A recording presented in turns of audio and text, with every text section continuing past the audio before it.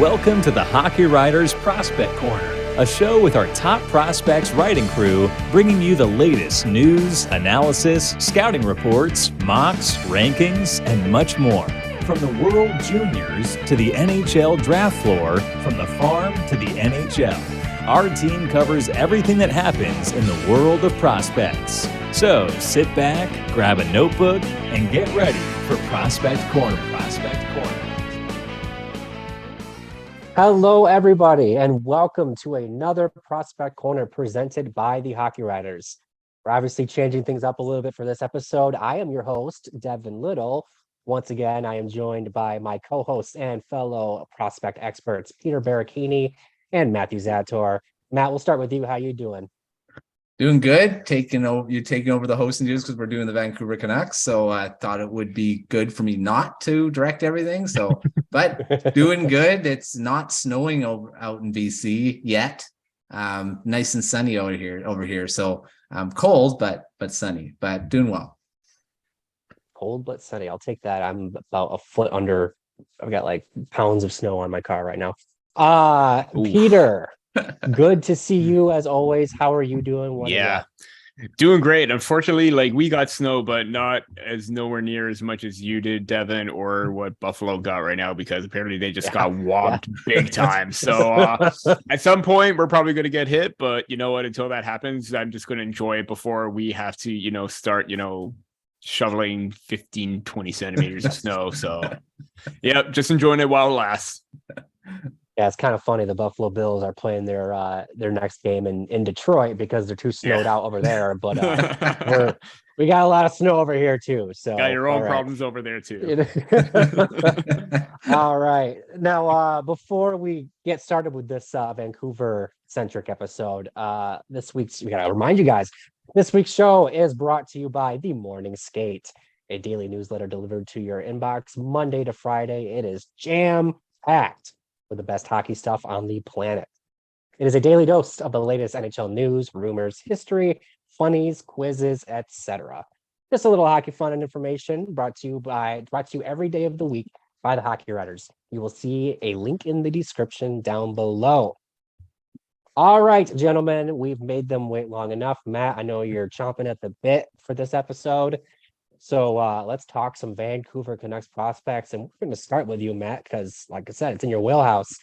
Just like we did last week with the Toronto Maple Leafs, we're going to kind of organize this by leagues and then continents. We'll start in the AHL with the Abbotsford Canucks, the Canucks, AHL affiliate. Give me, if you don't mind, one prospect or player you want to highlight that is currently playing in the AHL with the Abbotsford Canucks. Well, first of all, it's great that the second season now the Abbotsford Canucks are, very close to Vancouver. And I actually live like 5 minutes from Abbotsford Center, which I haven't gone to a game yet, surprisingly. I better, because it's only 5 minutes away.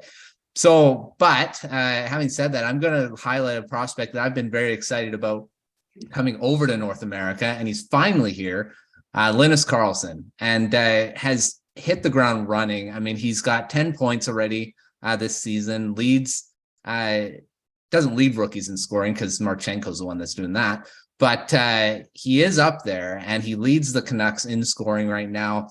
He's got more assists than goals, but he's showing off. I mean, he already has between the legs goal. He already scored one of those, and great forechecker. He showed that in Sweden, but he's showing it in North America now, and that's the biggest thing I've seen from him. And he's what everyone was kind of hoping that he would be able to translate what he was doing over in Sweden, where he won Rookie of the Year, beat Elias Pettersson's rookie record. Yeah, he's older, but he's come over to North America and just looks really good right now, and probably the best. Well, obviously he's leading the team in scoring, so he's the best forward on the team, but he's showing it as well. Like I say, his forechecking is top notch. He's creating chances all over the ice. He's putting up points. He's scoring highlight reel goals.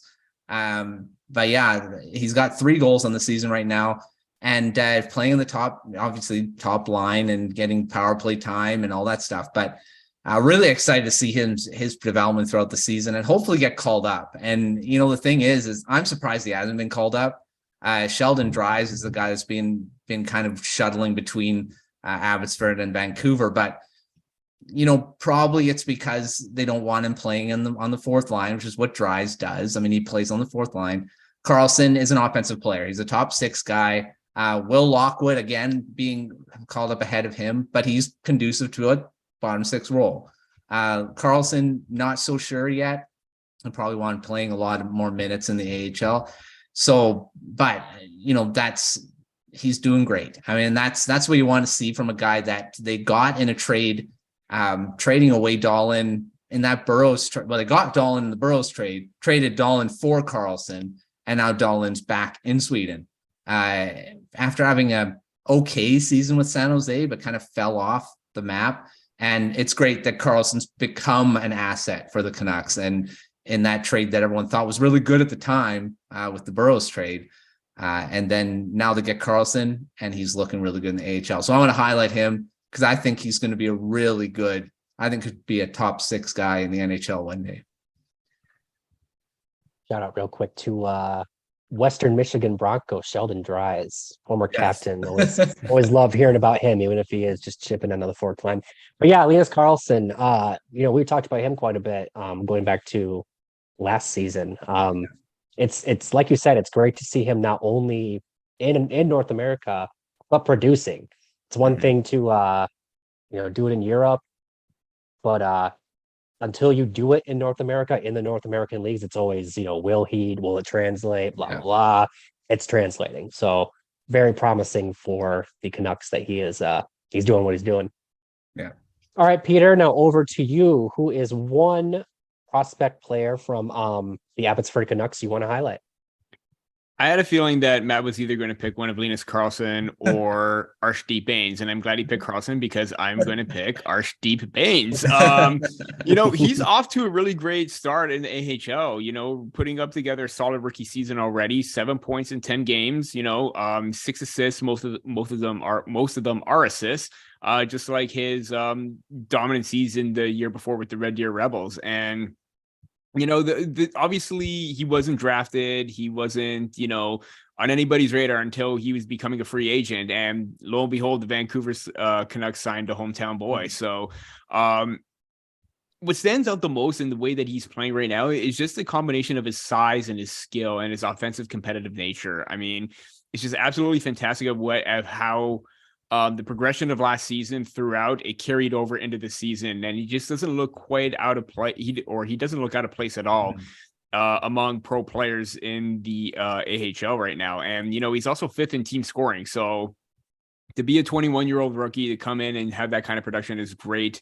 But yeah, that combination of that size and the speed and the skill, it screams like a forward that they could use down the line as like a middle six kind of player. I mean, high ceiling, maybe a second liner, but he would probably be suited in that bottom six role, most likely in the third line, but he could bring that energy and he could be that factor. Not necessarily a major physical presence, but he has the energy to constantly attack and be aggressive on the forecheck to regain possession. So I've really liked what I've seen from him. I mean, obviously Matt's talked about him quite a bit throughout the season last year. I was a big fan as well. And the fact that he's continued that trend this season with the Canucks, Abbotsford Canucks, don't want to confuse anybody there. It's a really great step for him and for the organization because their prospect pool really isn't the greatest, but he's starting to become a really great bright spot. Mm-hmm. Yeah, for sure. I also just really love his first name. Like, how many people named Archdeep? Like, what is that? But yeah, no, for sure. We talk on the show a lot about how the under the radar, undrafted, those types of players that come up and make a name for themselves. You love to see it. Those are easy to cheer for, especially when they start really doing things. So good player to highlight there, Peter. Mm-hmm. And for me, I'm not going to talk too much because technically the player I want to talk about isn't a prospect anymore. He's played one too many games. But I want to talk about Wyatt Kalynuk, and the reason why I want to talk about Wyatt Kalynuk is I kind of forgot he was in the Canucks system. So when I saw his name, I was like, "Isn't he a Black?" Oh, that's right, Blackhawk. Maybe it's the time I spent in previous seasons listening to Blackhawks banner, but Yeah. I feel like I've been hearing this dude's name for a while now. I also just recently, like as in 5 minutes ago, found out that he was actually drafted by the Flyers originally. So I'm learning all sorts of things right now. Defenseman that when he first debuted with the Blackhawks during the weird COVID 2020-2021 season, he had 9 points in 21 games. And I think a reason why I heard his name so much on Blackhawks banner is because that's a pretty good stat line, and that's a pretty that'll get you excited, right? He was showing good things. He showed some offensive capabilities, and he wasn't the worst in his own end either. So yeah, I mean, I would have been excited about him too. And then he played 5 more games for the Blackhawks, and now he's in the Canucks system. So I wonder with Wyatt Kalynuk if there's a path to the NHL for him anymore. He's 25, so he's, even with the 1 game too many to qualify as a prospect, he's also starting to get up there in age. But I don't know. He's shown promise before, and I don't know. I just, long story short, would like to see if there's more there, because I don't know. I like I said, he flashed it. I want to see if he can flash it again, especially for a team that, as we've talked about on Grindline, of all places, Vancouver's got a weird thing going on with their defense, so they could use a spark, right? Yes. Matt agreed, so we're good. All right. All right. Now we're going to go big picture here. We're going to look at the overall continent of North America. So whether it's the CHL, the collegiate ranks, USHL, anything that is going on in North America, you can feel free to highlight a prospect from this continent.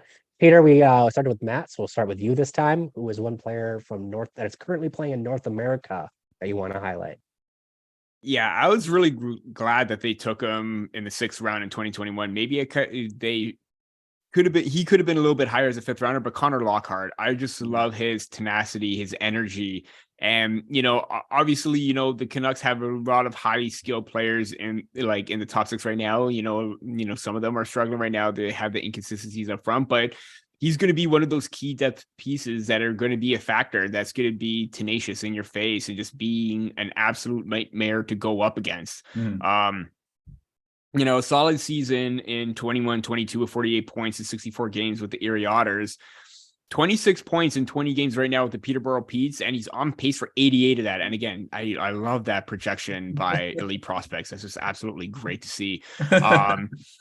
But yeah, obviously he may not be able to have that type of production later on in his career. It's great that he's having it right now, but he's definitely going to be one of those guys that's going to take advantage of the situation because he wants to take control of the puck, and he loves to just be in your face, gritty, and just wear down the opposition. So the fact that I've mentioned him quite a bit, even on here when we talk about Canucks prospects, because I think he's going to be a very underrated name.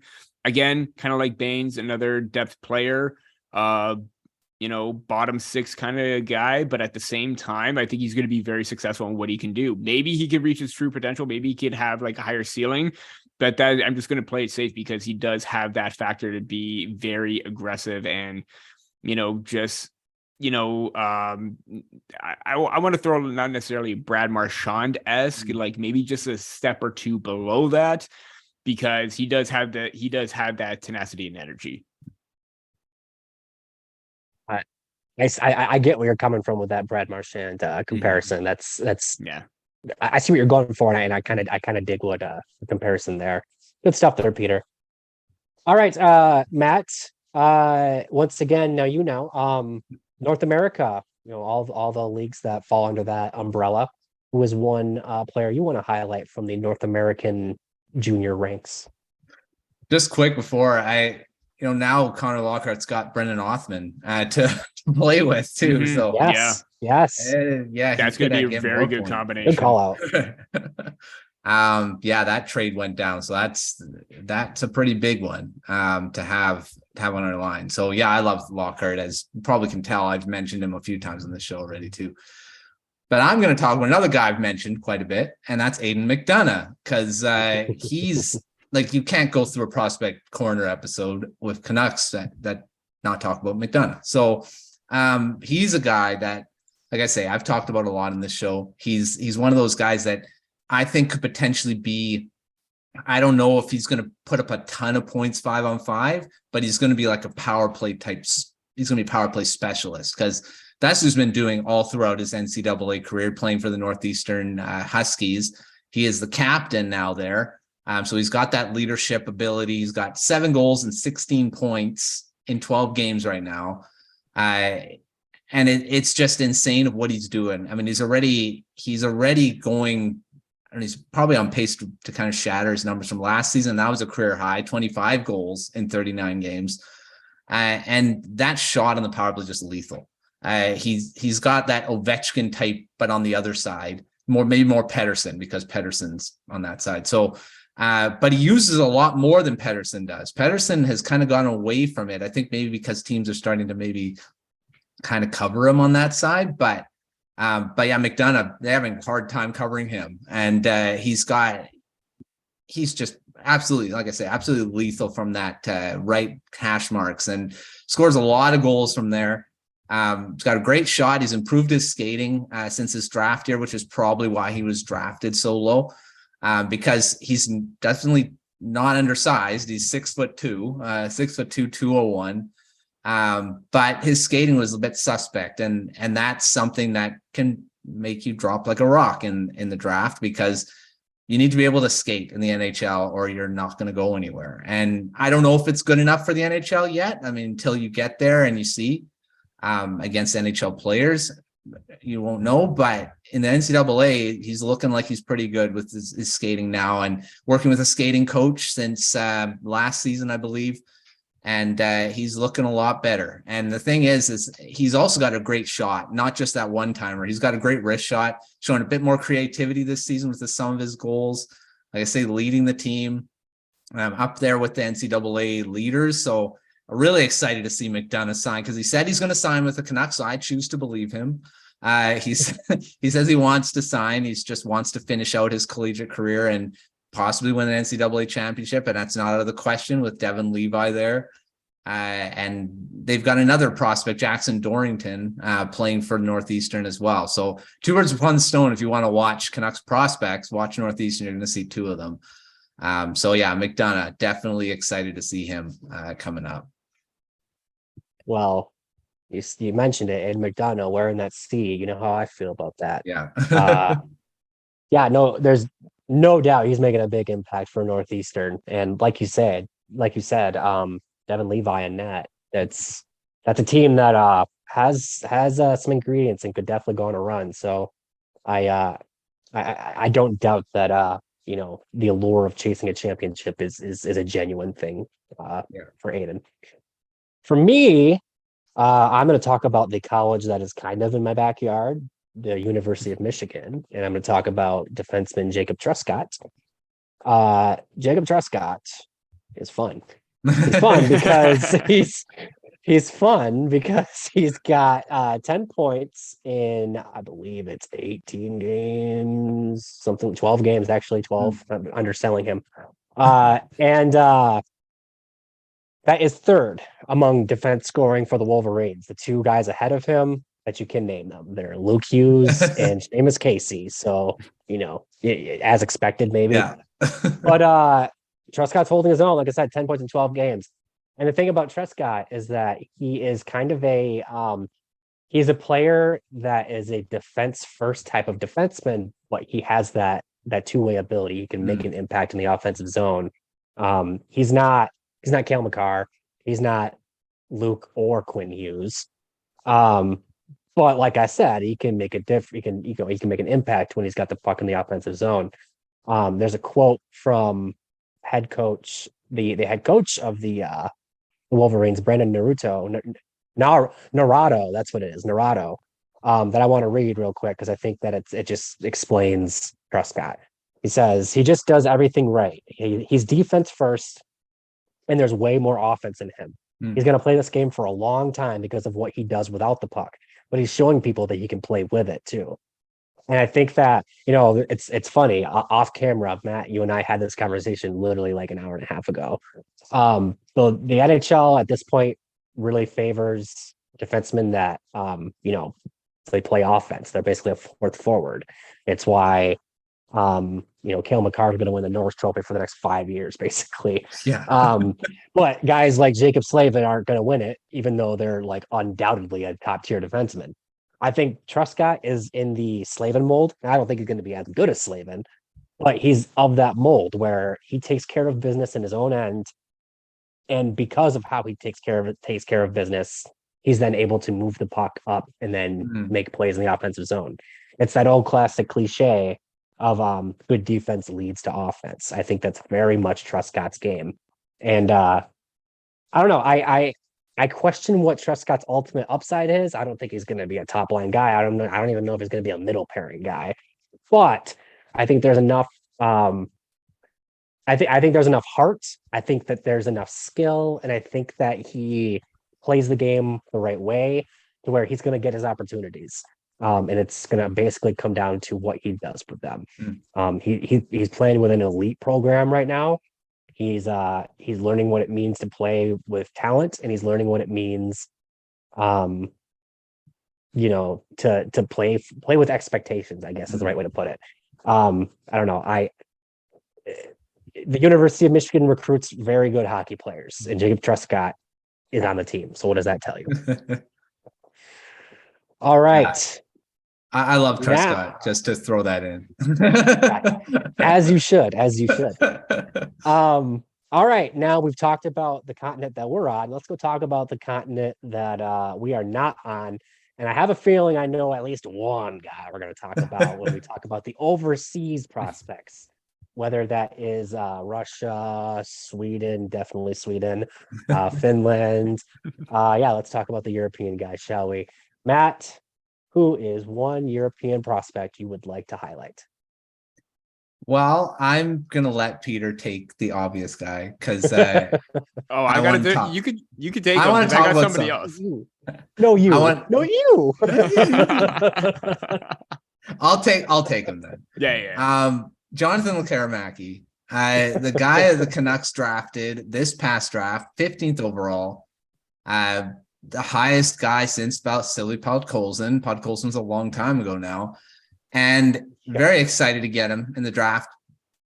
But fans are already freaking out because he is not doing that well this season in Sweden. He's got a goal and 5 points in 17 games after a season that not in the same league, mind you. I mean, he's in that Hockey Allsvenskan now. Was in the SHL last season, was with the J20 National, all both Djurgårdens. But he had 20 goals last season in 26 games, and he's on pace for only 3 right now. And very far cry from what he did last season. But he was dealing with mono since March. I mean, that's something that can take a long time to get back from. And his coach is saying he's doing the right things. He's still getting chances.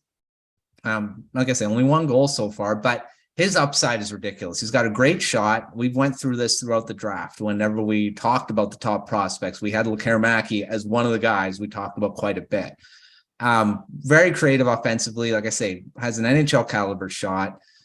He's got top line upside. He still does. I mean, I guess it's just fans. You're seeing a guy was drafted that high and he's already not doing well in his draft plus 1 year. I mean, I can see the panic that could maybe set in, but there's extenuating circumstances. Like I said, he was dealing with an illness for a long time. He's just starting to get back to it, and he's playing in a different league too. So, I mean, I want to give him the benefit of the doubt. So I still say there's a ton of potential in the NHL.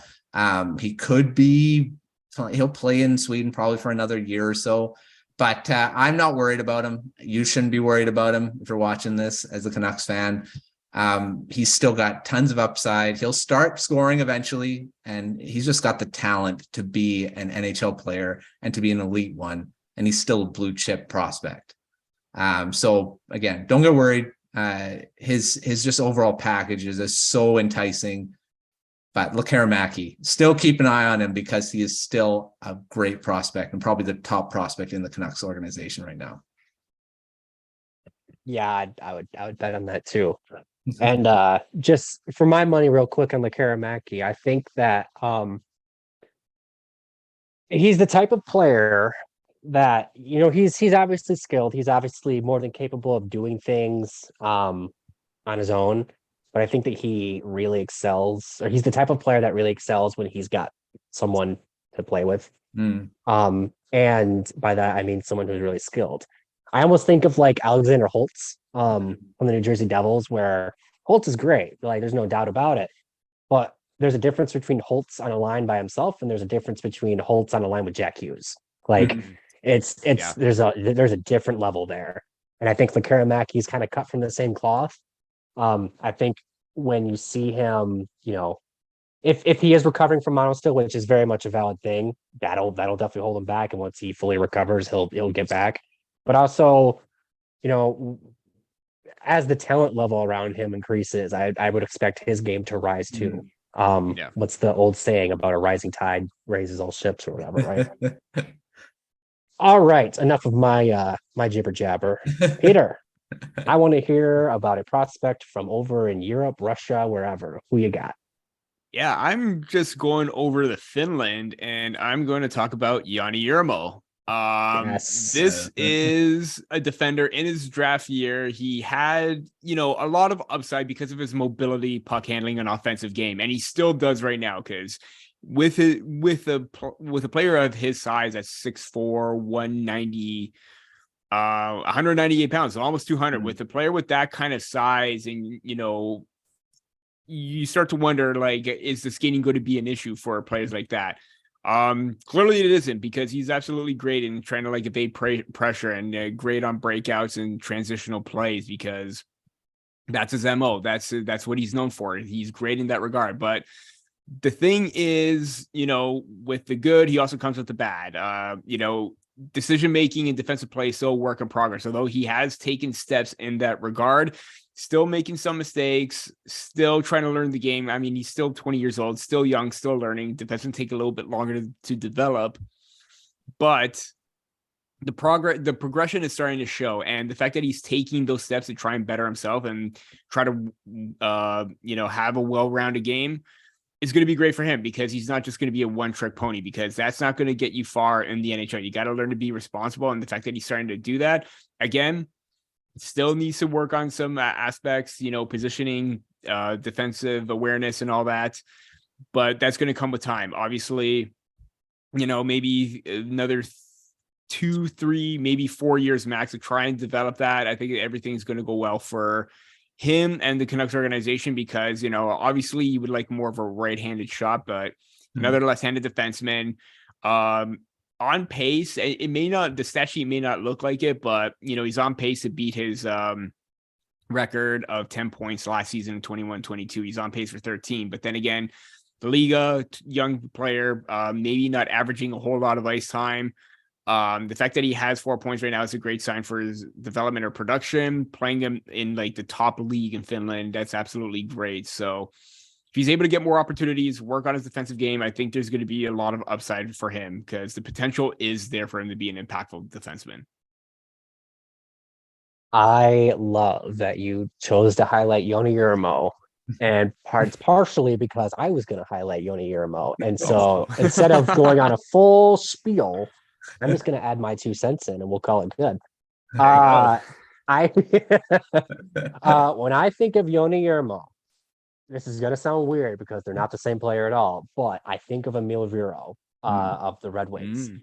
And it's almost like Jurmo is Viro's Wario. Like, they're kind of like, they're coming from different sides of the coin here. Whereas, Viro is that quiet guy who's always been really solid in his own end. He, excels when he's played a quiet game. And you kind of want to see him develop that offensive touch, really add some offense and be able to, push the play in the other direction. Whereas Jurmo, as you just highlighted, Peter, is sort of the opposite end of the coin, where it's like he likes to push pace, and that's great. He's going to make things happen. but you need to see him refine his defensive game and start to, become a reliable player at his own end. I think the fact that he plays in Finland and he's, we talked about this before. Finland has a certain, they handle their prospects a certain way, and they kind of have expectations of how they're all going to play. Exactly. So I expect, I think Jurmo, for what he needs to develop, he's in the right spot. I think he's going to develop that two-way game. He's going to continue to learn what it means to be responsible with the puck, while also learning how to make a difference with it. I think the size is a big thing for him. I think that's going to be like his moneymaker if he's able to pull it all together. But like I said, it's kind of funny. If you could combine Jurmo and Viro into one player, you'd have like a really good Finnish defenseman who's probably like a top 4 guy. Unfortunately, we're talking about 2 separate guys, and whatever. But I love that you highlighted him, and I think that he's kind of underrated in terms of this prospect pool. We talked about how the prospect pool is kind of shallow in Vancouver, but don't overlook Jurmo because there is talent there. And I think with time, he could very much still be something for the Canucks. And like you said, he's only 20. He can't even drink in North America, or at least in the States. Stick tap to you for that Mario Wario comparison. Yes. Bring in some of that like pop culture, nerd culture into this conversation. So yeah.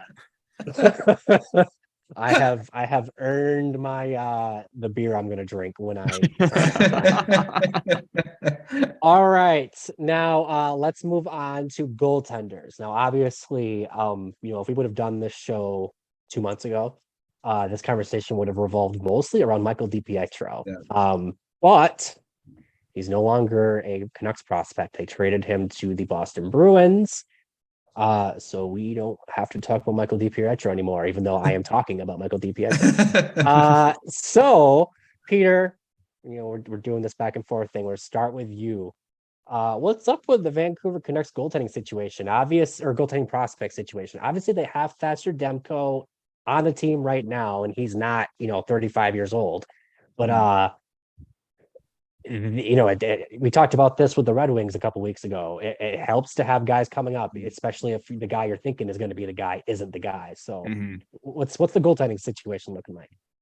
The goaltending situation is similar to the Toronto Maple Leafs that we talked about last week. Not a whole lot of depth and not a whole lot of substance. Obviously, not to say that the Maple Leafs are better in this regard, but they do have some pieces in place.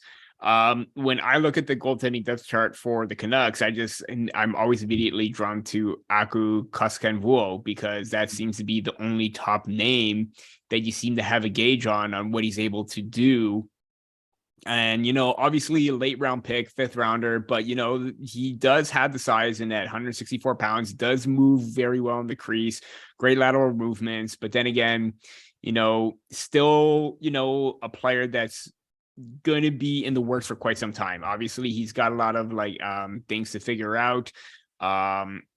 Can get a little bit aggressive at times, but at the same time, he does have the promise to say or to show that he can be a possible option for the Canucks down the line. And obviously, this season alone, he's come over to Harvard and he only played one game, 1 win, 2 goals against average, .913 save percentage. That's not a whole lot to go off with, just one game. You want to see more of that. Obviously, he's, again, further down the depth chart in that regard, but hopefully at some point he starts to get more ice time because he is a top prospect in the system and possibly the only goaltending prospect that has, potential to amount to something. And it's a shame that Mikey DiPietro got traded because he was, like you said, he was basically going to be the one that maybe all 3 of us were going to talk about because of the potential that he had. And, it's difficult for the Canucks situation in terms of goaltending because there's just not a whole lot there to talk about aside from him. Spoiler alert, we're going to be talking about a position group that the Canucks should, focus on in future drafts, and I can't help but think that this is going to be one that we talk about. But we will cross that bridge when we get there. Before we cross that bridge, let's cross this bridge. Matt, talk about the goaltending prospects in the Canucks prospect pool. What's the deal? Well, like Peter said, it's not very deep now that DiPietro's gone. Koskenvuo is a very solid prospect. I think he's going to be really good. And we know how Finnish goaltenders, they're pretty good usually. In the NHL, there's quite a few. Well, maybe not as many as there used to be, but when Rene and you could list them for a bit, there was quite a few. But there's a guy I'm going to talk about that's from a nation that's not usually very high in any position, and that's Latvia and Arturs Silovs. And he is the number one. Well, I guess he's 1A, 1B with Cullen Delia in for the Abbotsford Canucks. But he is now the goaltender of the future. And this was why the Canucks felt the need to, or not the need, but they traded DiPietro and started feeling why DiPietro felt he wasn't high on the depth chart anymore. And that was because of Silovs. And they have a lot of confidence in this kid. He's 21 years old. He's got the size, 6'4", 203. So there's your size for a goaltender. And you need to be, I guess that's an average size now, because when a 6-foot goaltender comes in, everyone says that's undersized. So he's got the size to be, in this position. In the AHL right now, he's not off to a really good start. 2.83 goals against average, 891 save percentage, has 8 games under his belt. So maybe he is the starter right now. But 3-3-2 record. He's been up and down. He played 10 games for Abbotsford last season. The COVID year, he kind of split. He played in the ECHL as well. Actually, that was the same year, 21-22 last year. He played for 2 teams. So he was in the ECHL as well because of DiPietro being there. And also before that was the COVID year. He was he was playing in Latvia and the Manitoba Moose, which they loaned him to there because they didn't have enough room for him. So it's like he's been all over the place in his last couple seasons. So it's great. He's in a place where he can develop properly. He's going to get his starts. He's going to probably get most of the starts. He also played the World Championship last season as well. Really great stats. Had 1.22 goals against average, 952 save percentage. And that's really good. I mean, for a team that probably got peppered with shots quite a bit at the time. He's got a lot of upside. And Ian Clark, who's the goaltender coach in Vancouver, loves he was the one that he has a lot of input in a lot of goaltenders the Canucks pick. So these guys are molded to what he wants. And that's what Silovs is showing. He's got, like I say, he's just the prototypical Ian Clark goaltender with the size and stuff. That's why I don't know why. That's why I think DiPietro got traded too. He doesn't have that size. He is a smaller guy. So, I mean, it's no surprise that Silovs was the guy that kind of prioritized over him. And I think he's going to be a excellent goaltender in the NHL. He showed in preseason quite a bit and showed really well too. So I think he's the next one in line. Koskenvuo, I think there's going to be a time where both of them are going to be, there's going to be like a Corey Schneider, Roberto Luongo type thing. Mm-hmm. That's what I foresee. I think both of them are going to be in the NHL fighting for that starting job once Demko moves on. But yeah, really excited to see both these goaltenders come up, depending on whoever else they get in the meantime. So what you're saying is Thatcher Demko might be available for a trade. It could be later now. I'm hoping not right now because of how Demko's doing. Sure. There's already calling for his trade. Yeah. Matt, I have a quick follow-up question because we are talking about the Canucks. So who else am I going to ask this to? With DiPietro being, sorry, Peter, with DiPietro being sent to the Bruins, I'm curious from your perspective how much of a loss that is, because like you said, a couple months ago, that probably would be the only person we'd be talking about, but we're not talking about him. So was that a huge loss for the Canucks? I mean, they willingly traded him. In my opinion, it was, and it wasn't, because the thing is, he wanted out. Like, he didn't feel like he had a pathway. There was a time where they thought that he was going to be the guy. Like, he was the goaltender of the future. He was the guy after Demko. He was apparently going to be the backup until Spencer Martin kind of came out and said, well, I'm the guy. DiPietro was slated to be Thatcher Demko's backup this season. That was the path for him. But now, once Martin kind of usurped him last season in the AHL, he started feeling like he didn't have a path forward in his development. And I think it's just they needed to trade him because, like I say, I don't think they prioritized him over guys like Silovs and Martin, who's not a prospect. So it is what it is. I think it was a big loss. I think DiPietro was going to turn into be a pretty good goaltender in the NHL. Maybe not a starter, but a good guy that could maybe split a 1A, 1B at one point. I don't know if there's even a path in Boston, honestly, because they got two good guys too. They got Allmark and Swayman, who's going to take over for, and Allmark's not old. So I don't know how they thought that maybe Boston's going to be a better situation. I think he could be traded there too. I think so too. That was my first thought. Was all right. Well, if he's going somewhere to get more playing time, that's there to get a better NHL shot. That's not it. Yeah. Yeah, I digress on that one. Real quick before we pivot into our little midsection here, I just want to say real quick that between the Wyatt Kalynuk shout out and then the Colin Delia shout out, I feel like I have been fully transported back to 2021 and I am listening to Blackhawks band. So, it's been a pleasure doing this show with you, Greg. Pleasure doing the show with you, Gail, and the lot of you. This is fantastic. All right. All right. Now let's reset the show real quick here. This show is being brought to you by Sports Fan Side Hustle, a new digital course that teaches passionate sports fans how to make a lucrative side income off of their love of the game. Get off the sidelines and into the game with a course that will teach you more than 14 different and easy to start methods any sports fan can use to make a steady part-time or full-time income. All you need is the internet. You got that, right? A computer, probably have that too. A passion for sports, if you're watching this show, and a few hours a week. This show's long. I know you have a few hours a week. Go to sportsidehustle.com to get the absolutely free startup guide that will explain 4 keys to unlocking this income opportunity. Again, that is sportsidehustle, all one word, .com, and get started today, not tomorrow. Today. All right. Now, before we highlight our prospects of the week, we got a couple of final questions. I hinted at one of them, but we're still not crossing that bridge yet.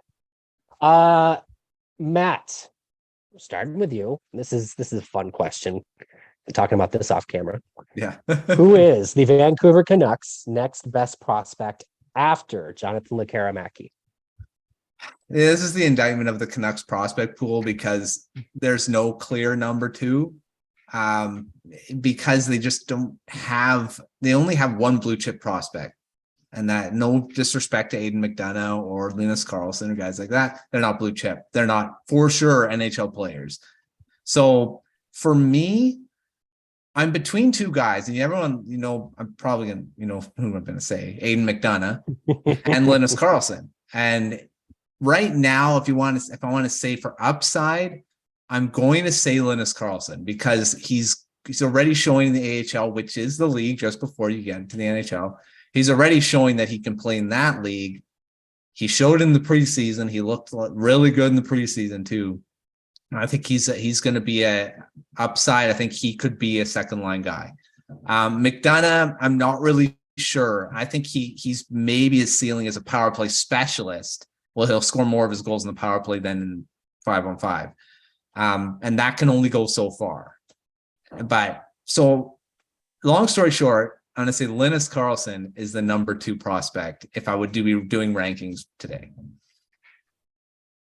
I really want to press you for like 3, 4, and 5, but I'll go easy on you. We'll just accept 2. It's coming. I will make a new one. It's coming. Ooh, there you go. Peter, what do you think? Do you agree? Is Linus Karlsson the number 2, or do you have somebody else? Yeah, it's hard not to find anybody else other than Linus Karlsson to be the number 2. I mean, what he's doing right now in his rookie season is just absolutely, I mean, it's a great step for him and it's a great step for the organization, considering, like Matt said, they don't have any high-end, impactful blue chip prospects. But I will say, I do agree that Karlsson would be the next one after Lekkerimaki. Don't count out just yet Elias Pettersson, and you're probably thinking, wait, what? With the Canucks? Well, yes, he is, but they drafted another Elias Pettersson in the 3rd round in 2022 because of the fact that he is a very solid, well-rounded 2-way defenseman. Great mobility, has had 13 points in 11 games in the J20 league with Orebro, and then got promoted to the SHL team. 1 assist in 16 games, but at the same time, we know how, SHL teams or pro teams in Europe minimize the ice time for, younger players. But at the same time, the fact that he was able to find the score sheet and had that already well-developed game where he has great speed and mobility, he has the smarts and awareness to keep defenders to the outside and take away the passing lanes. It's a great step for them. So obviously, Pettersson is not my number 2, but he is definitely in that 3 to 5 range, and he should be kept an eye on. Mm-hmm. Personally, I think that they picked him because somebody in the front office has a really good sense of humor, but it helps that he's a pretty darn good prospect as well. Yeah. I mean, how are you going to do the jersey situation? That's going to be interesting. I have no idea. For real though, I stay tuned on that one. I hope he makes the NHL. I hope. There's I kind of wish he was in the NHL right now. There's a nickname, and I don't know if they're using DPD or Repeedy or something of those on Twitter and on Okay. So it's I don't know. Might have to be the first time you put like a nickname on the back of a jersey, because might be, yeah. What's funny, he also wears the same number as that's forward in Sweden. That's just like now you're gonna have to do. I was just about to say, you're gonna probably have to do rock paper scissors in order to see who gets the nameplate and who gets the number. You can't have both. Either you get the number. Okay, fine, fair enough. It's almost like in NHL, like if you're ever playing like franchise mode and like they kind of just like duplicate players after a certain amount of time. Like they just kind of duplicated Elias Pettersson. But who's his favorite player? Elias Pettersson. Marcus Exactly. Naslund. Oh, okay. or he's very he has a big ego and he just said he's his favorite player. Fair enough. The world may never know. Just real quick, I'm gonna agree with with both of you guys. I think Linus Karlsson is the guy right now. I also agree to keep an eye out for Elias Pettersson, both the one in the NHL and the one in the SHL. I also even wouldn't knock or count out a guy like Joni Jurmo that we highlighted earlier. I think if he can take the steps he needs to take, we'll be talking about him a bit more on the show in the years to come. All right. Now the question I have alluded to, and Peter, we're going to start with you on this one. Which position group needs to be focused on the most in future drafts for the Vancouver Canucks? I did read something today early on Twitter, and I can't remember the source, but I did see it that the Canucks were listening to basically everybody except for, I believe, Elias Pettersson or Quinn Hughes. Is that correct, Matt? That's right. Which Elias Pettersson? the current one playing right now. Okay. Let me just clarify. The only 2 untouchables. Yeah. So considering that they're the only 2 untouchables and that no one is safe on the Vancouver Canucks right now, you have to think about everything coming up in this draft. I mean, you have I believe they have their first round pick at the moment, a second and third. So I think you need to address everything. Obviously, there's a top tier forward. You take that in the first round. If you have a choice between a really solid defenseman or goaltender with the second and third pick, take advantage of that because they really need to fill out their depth. And if they're able to add more picks, then that's going to be fine. But to say that there's just one position right now that everybody's on the table, except for their 2 key players, shows that they need a lot of extra help, and a lot of picks are going to help that, especially with this year's draft. So if they're able to get another first, another second, then you have a lot of room to work with in terms of who you want to target. You could target all 3 positions in this draft because all three rounds are probably going to have a very high tier / middle tier prospect because it is that deep of a draft. Yeah, and I'm actually going to go ahead and just add my 2 cents in right there. I'm going to basically copy and paste my answer from last week with the Maple Leafs and insert it here. I think that more so than any one position group, they need picks, they need prospects, they need, the theme of this show so far has been that they've got Jonathan Lekkerimaki and then some ifs and maybes, and then nobody after the ifs and maybes. So they need more guys. And the fact that Vancouver's at, towards the bottom of the standings right now, that only highlights or, magnifies that fact even further. There's not, there's no youth on the way that's going to rescue the Vancouver Canucks right now, except for Lekkerimaki.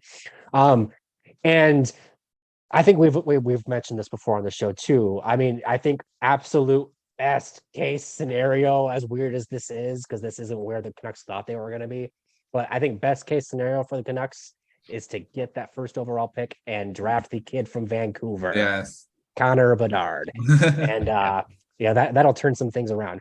I do think that Lekkerimaki is their top forward, and they've got a good young center in Elias Patterson. They've got other really good young pieces in the forward group as well. Quinn Hughes is a good young defenseman as well. But there are, basically what I'm saying here is there are specific positions that they need a goalie. They need they could use another top tier defenseman to go with Quinn Hughes. They could use, whatever. But if they can get the kid from Vancouver, do it. Yeah. Scored a nice goal 10 seconds into their game. So exactly. Matt, do you agree with do you agree with what's been said already? What do you think is a position group that the Canucks should be focusing on in future drafts?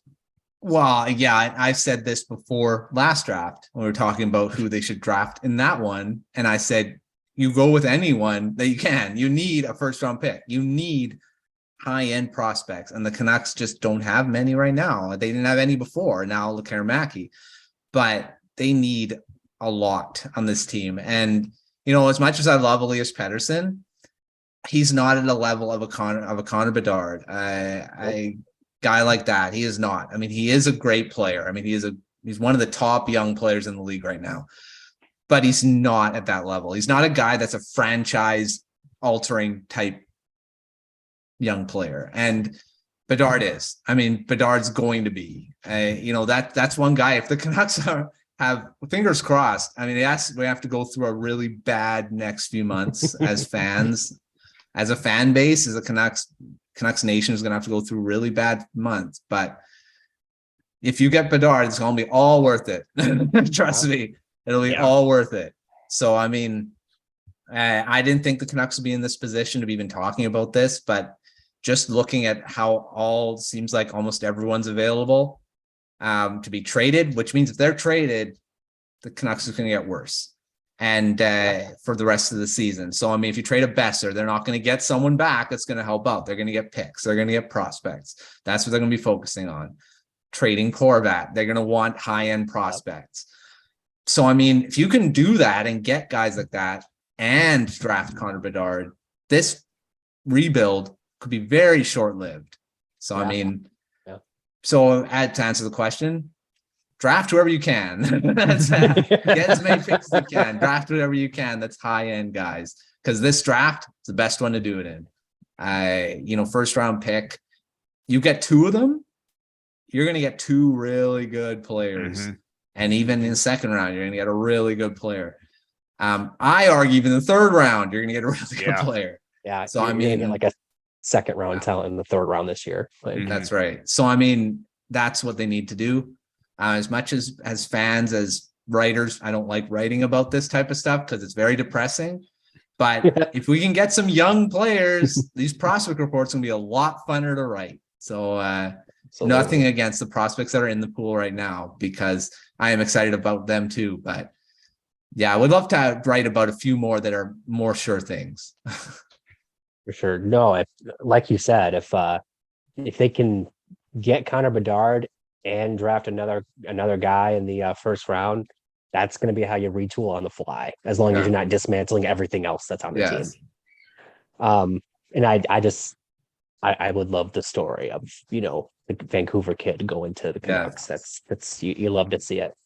And in case, I mean, we're going to be making this point literally until the draft day, but as much as it sucks to tank and as much as it sucks to, go through a losing season, This is like the McDavid draft where it is worth it. Yeah. And even if you don't get the first pick, like even in 2015, Jack Eichel was there at number 2. If you don't get Connor Bedard, Adam Fantilli's pretty good. Matvei Michkov's pretty good. Leo Carlsson. Yeah. The list goes on. Like this is not a bad year to be bad. All right. Now let's go to our favorite way to end this show. Let's highlight some prospects of the week. Matt, we'll start with you. Who do you got for your prospect of the week? All right, since this is a Canucks episode, I will go away from the Canucks prospect and move to an Ottawa Senators prospect, Ridly Greig. And he's one of my favorites. I've said this a few times on this show. He's the exact type of player I love watching. Hard worker, great two-way player. Like I say, he's one of the higher work ethics. He's tough to play against. He had a great World Juniors until he got hurt. Unfortunately, got hurt. But he was great before that. He was probably one of Canada's best players, and and he's going to be a great player for the Ottawa Senators. I actually thought he was going to make the team. But with all their signings and their trades, they kind of filled all the spots. So Greig is in the AHL.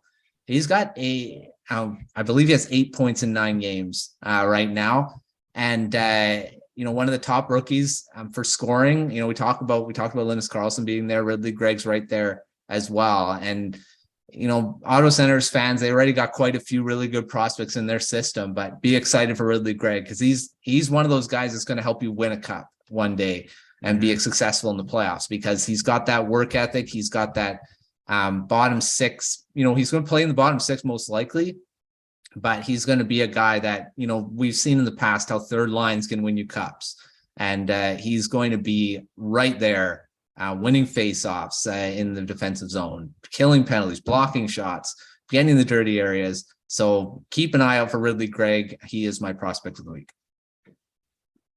Love that call out. He's a Ottawa Senators low-key still have a pretty solid prospect pool. Yeah. A lot of their guys have graduated at this point, but their Boucher pick from a couple of years ago gets dragged, and deservedly so. But they still have guys like Greig, and they're sitting in the system. Others too. It's funny, we talk about how they in Ottawa they like to talk about how the rebuild's over, and it sure doesn't seem like it is now for 2 years in a row. But the pieces are certainly there for the rebuild to be nearing its conclusion. They just it's just not over yet. I don't know how else to explain it. Peter, I am excited to hear about who your prospect of the week is. I know who it is. I'm excited to hear about him, but I'm going to go first. So hold tight. Oh yeah. I'm going to talk about a Calgary Flames prospect, Connor Zary. We always talk about how elite Connors are on this show. This one is maybe not elite like Connor McDavid and Connor Bedard, but he was a first round talent, so he's pretty good. He's better than I am, that's for sure. The thing about Connor Zary, the reason why I want to highlight him this week is because going back to last season, some of his luster wore off. He had just 25 points in 53 games, and that was his first real full season in the AHL, playing with the Stockton Heat. And like I said, he's a first-round talent. He was drafted 24th overall in 2020. The Calgary Flames, at least at that time, they still had Matthew Tkachuk. They still had Johnny Gaudreau. They still do, but they had like a really solid core. And Connor Zary very much looked like the type of player who could, in time, move in and complement that core. Maybe be a second-line center and play with Gaudreau. Maybe, Dylan Dubé, Mangiapane, whatever. He has the skill to play with skill. And then he, like I said, his luster kind of wore off. It didn't have the season he wanted to have. And suddenly people weren't talking about him as much when they were talking about, Calgary Flames prospects to be excited about. Well, this year, the AHL team moved to Calgary Wranglers now. Love the rebrand. And in 12 games, he's got 12 points. He's on a point per game pace, 6 goals, ugly plus minus -7, but I try not to put too much stock into plus minus, but something to keep an eye on. Shooting percentage is a little high too, but whatever. Point is that his game looks to be back on track, and he's spent time as the Wranglers' top line center this year, mostly due to injuries, but he's gotten the opportunity and he's made the most of it. And for prospects to continue to climb the ladder in their respective organizations, it really comes down to making the most of their opportunities. Mhm. And for Zary to get the opportunity to play first line minutes and look good doing it, I think some of the luster's back, at least in my opinion. I think you could start getting excited about this kid again.